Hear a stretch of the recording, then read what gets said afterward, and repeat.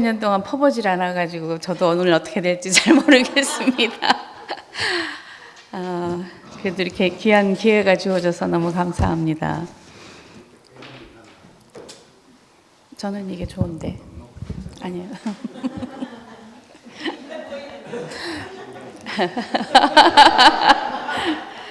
예, 먼저 성경 말씀 로마서 5장 8절부터 읽어보겠습니다. 우리가 아직 죄인 되었을 때 그리스도께서 우리를 위하여 죽으심으로 하나님께서 우리에게 대한 자기의 사랑을 확증하셨느니라.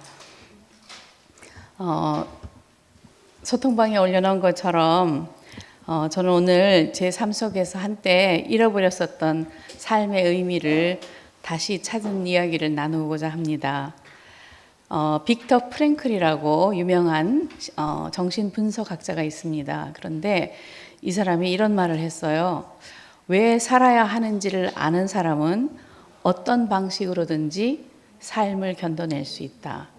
그런데 이 말을 이 빅터 프랭클은 어디서 했냐 하면 아우슈비츠 수용소에 갇혀 있을 때 했습니다. 그래서 많은 사람들이 그냥 힘없이 쓰러져가면서 죽어가는 상황에서 이 사람을 자기가 살게 하는 힘을 내가 왜 살아야 하는지를 아는 사람으로서 이겨냈던 거죠.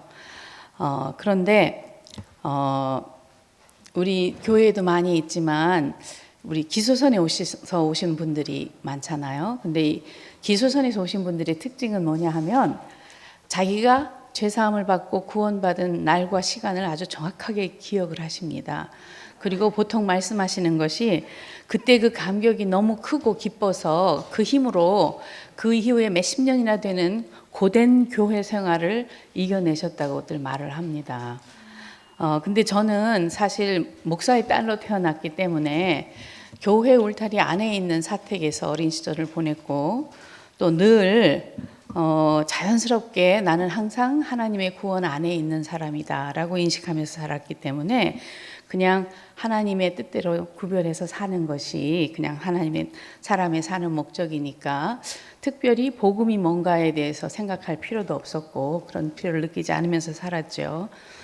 그러다가 대구교회 와서 하나님의 뜻, 다시 말해서 하나님이 우리를 지으시고 우리를 자기 형상대로 만드신 그 뜻이 그리고 당신의 생명을 불어넣으신 뜻이 더 분명해지고 내가 살아야 하는 것이 하나님의 형상으로서 하나님을 드러내면서 사는 삶이다 하는 게 분명해져서 굉장히 감사했고 그 다음에 또 하나님의 뜻대로 부르심을 받은 분들과 함께 그 주님의 몸을 이루는 교회 생활을 하는 것이 굉장히 행복했었습니다. 그러다가 제가 삶의 방향이 크게 흔들리는 때가 왔어요. 기소선 분들은 구원의 날을 기억하듯이 저는 그 삶의 의미를 상실한 날을 기억하게 됐습니다. 그게 언제냐면 2012년 9월 21일이에요. 무슨 날인가 싶으시겠지만 그날은 저희 아버님께서 소천하신 날입니다. 그해 제가 50살이 되었어요. 50세가 딱 돼서 반세기를 살았죠. 근데 그 전해에 김채호 목사님이 20년 동안을 앓던 병에서 완치가 되셨어요. 그리고 그해 여름에 너무 충격적이게도 남기정 오빠의 딸 은진이가 죽는 일이 생겼어요. 엄청난 교회의 충격이었죠. 저는 특히 은진이하고는 토론토에서 함께 잠깐 산 기억이 있기 때문에 그 일이 너무나 큰 충격이었습니다. 그 교회가 외부로부터 받는 이단이라는 그 비난 때문에 그 상처가 우리 자녀에게까지 미칠 수 있다는 것이 저한테는 너무나 신앙이 흔들리는 그런 사건이었어요. 또 김 목사님도 이 일로 인해서 그 후 10년간 대구교회에 대한 외부의 오해를 풀려고 여러 가지 노력을 해왔던 것을 많이 알고 계실 걸로 생각합니다. 그런데 사실 그 일도 충격이었지만 그 일보다 더 충격이었던 것이 저는 그 일을 대하는 이 목사님의 태도였어요. 그러니까 제가 알고 있던 목사님하고 너무 다르다는 생각을 했거든요. 저는 그렇게 그 아까운 생명이 그 다치게 된 것에 대해서 그 밖에 대한 오해를 풀고 바로 잡으려는 노력을 하시려나 보다 생각을 했는데 오히려 내부 단속을 강화하시는 태도를 취하셨거든요. 그리고 그 이후에 교회 안에서는 아주 급박하게 순모임 운동이 일어났어요. 그리고는 그 순모임 운동이 전 세계로 다 지역교회와 전 세계 교회에 다 하라고 이렇게 말씀을 하셨죠. 근데 그것이 너무나 인위적이었고 그 평소에 뒷전에서 말 못하던 분들이 앞에 나와서 자기 얘기를 할 수 있는 장이 열렸다고 해서 긍정적인 평가도 제법 많이 있었던 걸 압니다. 근데 그럼에도 불구하고 시간이 지나면서 세상과 교회 사이에 울타리를 크게 치고 목사님 말씀 외에는 다른 어떤 말이나 생각도 배척하고 그 다음에 지극히 편협하고 폐쇄적인 교회 분위기가 이끌어 나아가기 시작했거든요. 그 속에서 저는 그 복음의 자유가 없어지기 시작했다고 느꼈습니다. 그리고 세상과는 교회가 정말 높은 벽이 생겼구나 하는 것을 그 생각을 그칠 수가 없었어요. 그 즈음에 근데 우리 교회만 그런 것이 아니었어요. 세상에 있는 교회도 엄청 혼란스러웠습니다. 저희가 살던 토론토 교회나 또 캐나다에 있는 캐톨릭 교회나 또 기독교나 한국의 기독교나 모두가 말도 못할 부정적인 일들이 터져 나오고 그 다음에 그 모습이 세상 사람이 볼 때에도 아름답지 못한 그래서 그 당시에 오강남 교수라는 토론토에 계시는 교수님이 하나 있었는데요. 비교 종교 하시는 분인데 예수는 없다는 책을 썼어요. 근데 이게 히트를 쳤어요. 제목 때문에 내용은 아무것도 안 봐도 제목만 좋아서 왜? 모든 사람이 그렇게 느끼고 있었기 때문이죠. 그러니까 오늘날 모든 교회가 예수를 잊어버리고 방황하고 있구나 하는 것에 이의를 달 사람이 없게 된 거예요. 그래서 저는 참 굉장히 마음이 무겁게 제가 이제 은진이가 죽은 그 다음 날 2012년 여름에 여름 집회에 나와서 그 상황들을 보고 그리고 돌아갔는데요. 그해 여름이 지나고 9월 달에 저희 막내딸이 대학교에 갔습니다. 그래서 저희 집이 이제 비게 되었죠. 근데 대학교에 간 지 얼마 안 돼서 아버님이 돌아가신 거예요. 그래서 제가 다시 한국에 나오게 됐어요. 근데 이 연거푸 이렇게 어떤 상실의 기분, 상실감을 맛보고 있다가 마지막으로 아버님의 장례를 딱 치르고 났는데 저한테 굉장히 깊은 상실감이 몰려왔습니다. 그래서 갱년기의 우울감도 시작이 되고 그 다음에 고혈압과 당뇨가 바로 그날로 시작이 되더라고요. 저는 그래서 제 발병일을 압니다. 그리고 제 안에 아주 깊은 질문이 생겼는데 뭐냐면 내가 이제 자식으로 또 아내로 엄마로 또 사회인으로 할 만큼 참 잘 살았는데 이제 더 할 일이 있나? 하는 생각이 확 몰려왔어요. 세상이 나를 더 이상 필요로 할까? 내가 혹시 지금 죽어도 세상이 별로 이렇게 아쉬울 게 없을 것 같다는 생각이 굉장히 깊이 들어왔어요. 그리고 만일 내가 지금부터 계속 산다면 나는 뭘 위해서 어떻게 살아야 되는 거지 하는 생각이 왔는데 답을 바로 할 수가 없었어요, 저는. 그래서 그 질문이 그때부터 제 안에서 깊이 박혀가지고 별로 떠나지를 않았습니다. 제가 반세기 동안, 그러니까 50살이 됐으니까 반세기를 살았잖아요. 반세기 동안 자연인으로서 내가 마땅히 해야 될 것, 특히 크리스찬이니까 정말 성실히 살았기 때문에 잘 살았다고 생각하지만 하나님께서 나한테 원하신 삶이 결국 이거가 단가? 하면 아닌 것 같은 거예요. 그래서 도대체 하나님은 나라는 사람, 또 이 많은 사람들을 지어 놓으시고 어떤 삶을 살길 원하셨을까? 이것만은 아닐 것 같은데 하는 생각을 가지고 있었죠. 근데 이제 저뿐만이 아니고 인생의 후반기를 사시는 분들은 다 한 번씩 이런 질문을 해보지 않을까 싶은 생각이 들었어요. 근데 또 한 번 생각해 보면 우리 대구교회를 거쳐오신 분들은 이런 질문에 대답하기가 더 힘드실 것 같다는 생각을 했어요. 왜냐하면 수십 년 동안, 어떤 분은 4, 50년 동안 그 이 목사님 입에서만 나오는 말씀을 듣고 사셨잖아요. 근데 사실 그 말씀은 성경 말씀 다가 아니고 발췌되어서 편리하게 왜곡된 말씀이었거든요. 그리고 그 말씀이 지향하는 바는 이 목사님의 말씀에 절대적으로 순종하는 것이 최고의 미덕이고, 그 목사님의 말씀에 따라서 사는 것이 가장 아름다운 미덕이가 삶의 목표가 됐죠.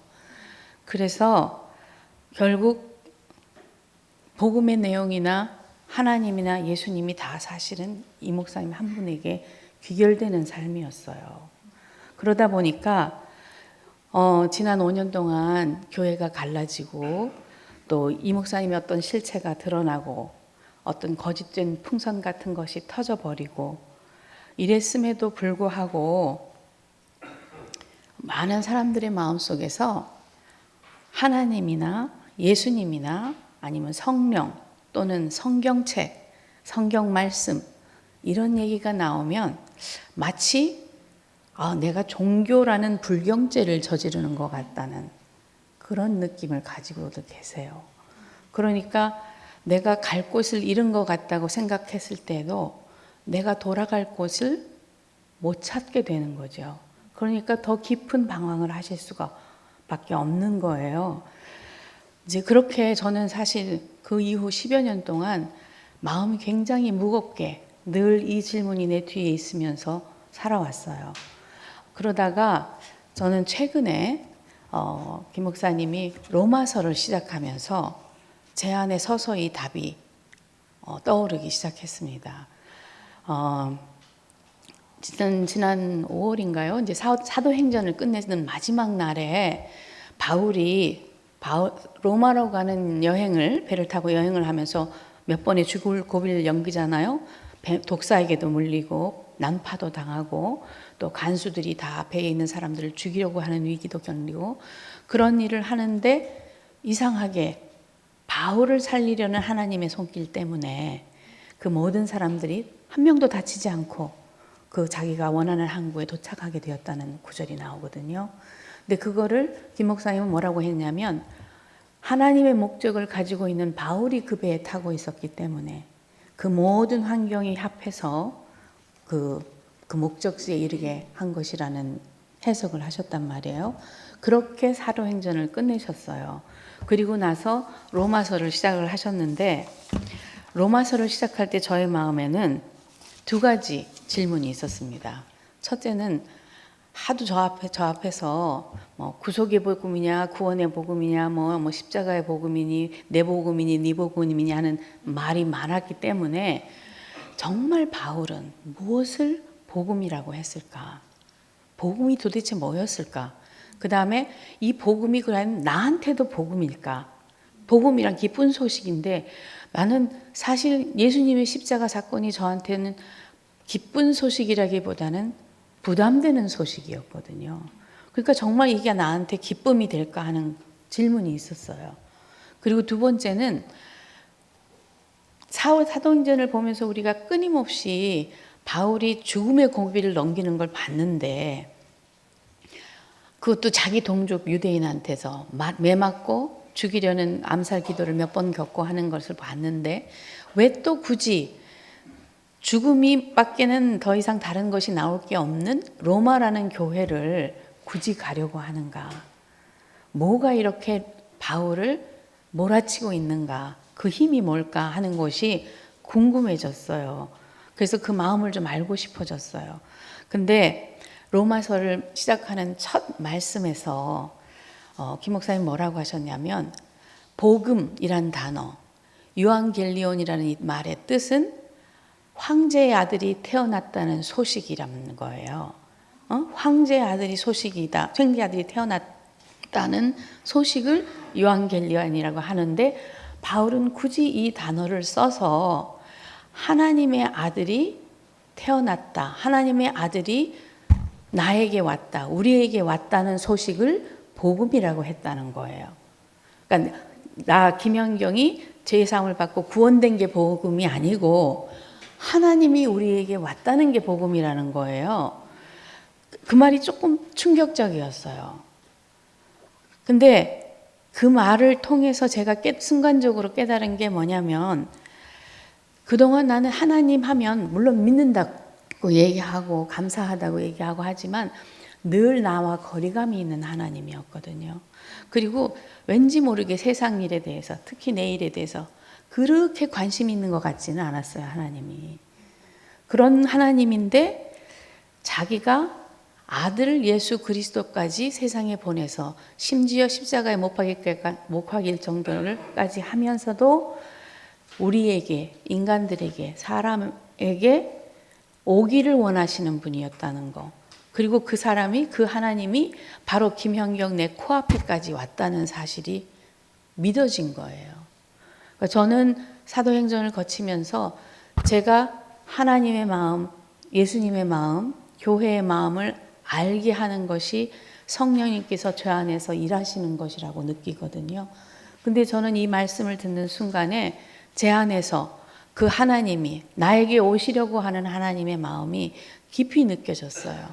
그래서 이 복음이 나에게도 복음이구나 하는 사실이 전적으로 받아졌어요.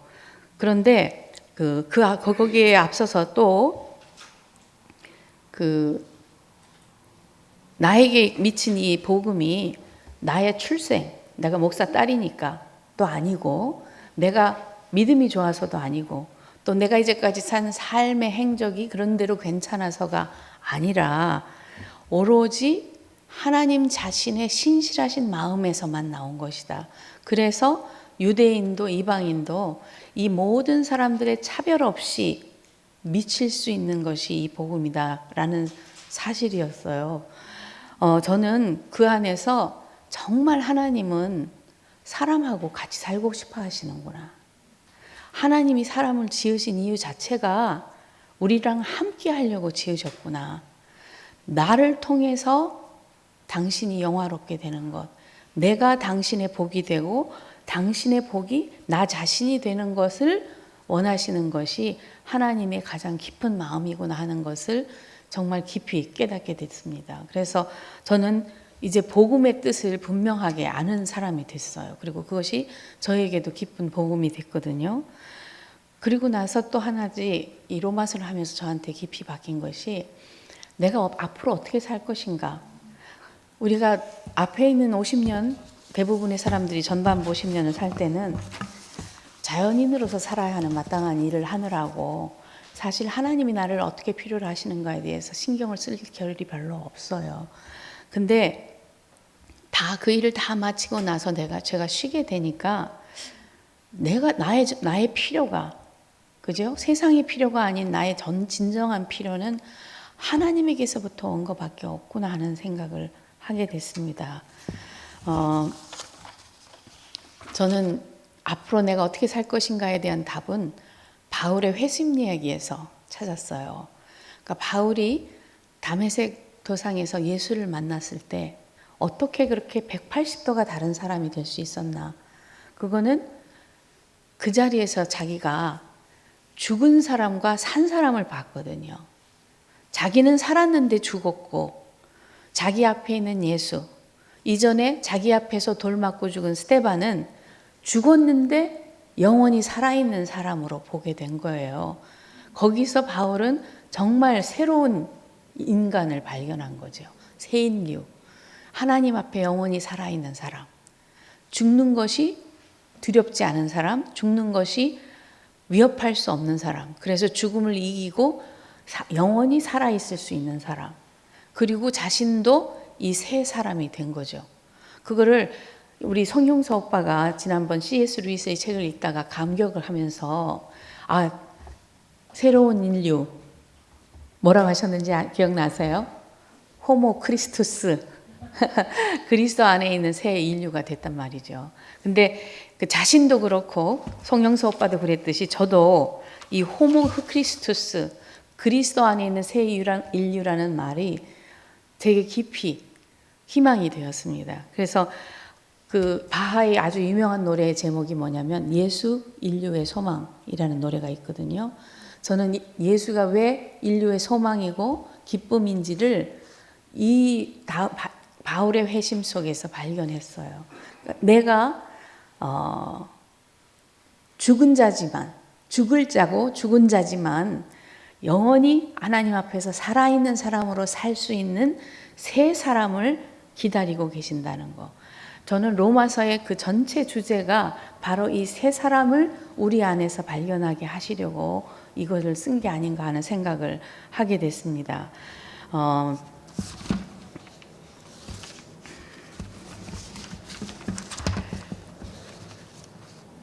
누군가 그러더라고요. 사람은 태어나면서부터 죽기 시작한다고. 사실 맞는 말이잖아요. 그죠? 태어나면서 죽는다는 말은 다시 말하면 사는 일은 죽는 일이다. 이게 동의어인 거죠. 그죠? 그러니까 끊임없이 우리는 죽어가고 있는데 그것이 사는 거였다는 거예요. 그래서 저는 이 바울이 이 일 이후에 나는 날마다 죽노라 라는 말 엄청 많이 하죠. 그 다음에 또 내가 사는 것이 아니라 내 안에 계신 예수님이 사시는 것이다. 예수 그리스도가 사는 것이다. 전에는 그냥 이제 외우는 성구에 불과했는데요. 제가 이제는 그 말이 아주 깊이 아멘이 돼요. 그리고 저도 내가 죽는 것이 예수 그리스도의 생명을 해방시키는 거라면 너무나 환영하고 싶은 거예요. 그리고 또 이 죽음이라는 것이 더 이상 문제가 아니구나 하는 생각을 하게 됐어요. 그리스도 안에 있는 영생, 저는 그거를 죽어서 천국에 나가서 누리려고 생각하고 막연히 살았지만 내가 이제 오늘 이 순간에 이 영생을 살고 있구나. 그리스도 안에 있으니까 이 새 인류로 사니까 나는 이것을 지금도 누리고 있고 앞으로도 영원히 누릴 것이다 하는 것이 제게 너무 분명해지거든요. 그렇게 생각하니까 이 자연적으로 오는 노화 있잖아요. 질고 병. 저도 요즘 엄청 많이 가지고 하루에 먹는 약이 한 30알쯤 되는 것 같아요. 느는 약이고 정말 그런데 이것이 점점 가볍게 느껴져요. 당연하게 생각이 되고 오히려 저에게 이런 생명이 와서 이렇게 질고가 있더라도 이 한 평생을 감사하면서 살 수 있게 하신 것이 또 감사하지만 거기다 이제 덧붙여서 내게 생명이 있음으로 말미암아 이 그리스도 안에 있는 영생의 맛도 누리면서 살 수 있게 됐다는 게 너무 기쁜 거예요. 지난주에 이제 12장 1절 말씀을 하셨잖아요. 저는 그 말씀이 너무 반가웠어요. 내가 어떻게 살아야 될지를 말씀해 주시는 것 같아가지고 너희 몸을 하나님이 기뻐하시는 거룩한 산제사로 드려라. 하나님의 모든 자비하심으로 권하노니 하나님이 사랑이 먼저 우리에게 왔기 때문에 내가 이제는 내 삶을 하나님께 드리는 산제사 곧 영적 예배로 드린다. 저는 이 말이 제가 어려서부터 알고 있었던 사람의 목적. 저는 소요리문답의 1번 문제밖에 모르거든요. 그게 뭐냐면 혹시 아시는 분이 있는지 몰라요. 사람의 제일 가는 목적이 무엇이뇨 하면 답을 그렇게 합니다. 하나님을 영화롭게 하고 영원토록 하나님을 즐거워하는 것이다. 그거거든요. 근데 저는 이 산제사로 드리라는 말이 바로 이 말 같아요. 하나님을 영화롭게 한다는 말 자체가 그 하나님의 영광이 우리를 통해서 드러난다는 말이잖아요. 하나님이 어떻게 높아지시는가. 그런데 하나님은 사람을 지으실 때 자기가 복이기 때문에 우리를 복으로 지으셨거든요. 그래서 우리로 하여금 이 복이 그 세상 모든 피조물 안에 흘러내릴 사람이 되게 하신 거 아니겠어요? 그러니까 저는 그 하나님이 품으신 그 목적, 나를 복되게 하시고 나로 하여금 내 주변의 모든 사건, 상황, 사람 그 모든 곳에 그 당신의 복이, 당신의 생명이 흘러가게 하시려는 그 목적에 맞는 삶을 한다면 제가 이제 남은 삶을 어떻게 살든지 전혀 문제될 것이 없고 내일 일을 염려할 것도 없고 그 오늘의 기쁨을 너무 오래 가질 필요도 없어요. 하루가 지나 천년 같고 천년이 하루 같다는 생각이 들었어요. 그래서 나는 앞으로 이 후반기를 참 행복하게 살겠구나. 내가 하나님께 주신 복을 유통하면서 살게 생겼네 하는 생각을 했어요. 우리 다음 달에 온다는 우리 친구 목사님이 책을 썼는데요. 책 제목 이름이 축복을 유통하는 삶이에요. 일찌감치 이 진리를 깨달은 것 같아요. 그래서 우리 역시 정말 이 축복을 유통하는 삶을 살게 되겠구나 하는 생각이 들어요. 세상은 이제 저희 같은 사람, 이제 은퇴하고 이렇게 시간이 많아서 있는 사람들 쓸모없다고 생각할지 모르잖아요. 그런데 하나님이 우리에게 주신 이 필요, 하나님의 필요는 제가 태어났을 때나 제가 50대일 때나 제가 80대일 때나 변하지 않으시는 것 같아요. 당신의 형상대로 당신과의 올바른 관계 안에서 그분을 즐거워하면서 살아라. 그분을 즐거워하면서 살으라는 거잖아요. 그러니까 저는 더 이상 큰 꿈을 품을 필요도 없어요. 그분을 즐거워한다는 게 뭐예요? 내가 지금 내 앞에서 볼 수 있는 하나님은 내 앞에는 여러분이시잖아요. 그러니까 하나님이 내게 주신 하나님의 뜻대로 모으신 사람들과 함께 하루하루를 살면서 그의 생명을 서로 흘려보내는 것, 그것이 저에게는 가장 큰 기쁨이고 행복입니다. 이제는 내일의 염려도 없고 그날의 기쁨은 그날로 족하고 그날의 은혜도 그날로 족하고 정말 하루를 천년같이 천년을 하루같이 사는 것 같습니다. 그래서 오늘 이 말씀을 준비하면서 참 행복했습니다. 주님을 찬양합니다. 기도하겠습니다. 하나님 아버지, 우리를 당신의 형상대로 빚으시고 당신의 생명을 나눠주셔서 우리로 하여금 이 세상 사는 동안에 당신께서 숨겨놓으신 그 축복과 은혜를 골고루 찾아가며 살 수 있게 하신 것을 감사합니다. 우리가 지나면서 때로는 길을 잃은 것처럼 때로는 그 목적을 잃은 것처럼 방황할 때도 있었지만 당신의 뜻대로 부르심을 받은 모든 사람들 안에서 당신의 선한 일을 이루시는 하나님, 그 모든 일을 다 지나고 우리로 하여금 당신께 영광을 돌리며 당신을 즐거워하는 삶을 살 수 있도록 해주신 것 감사합니다. 우리 함께 가는 교회 정말 이 아름다운 여정에 함께 할 수 있는 형제 자매들을 보내주시고 남아있는 자, 그루터기에 난 새싹들, 또 돌 감람나무지만 참 감람나무에 덧붙여진 우리 모두가 서로를 아름다운 눈으로 바라보고 사랑하고 아낄 수 있도록 해주신 것 감사합니다. 이 모든 말씀 예수님 이름으로 기도드립니다. 아멘.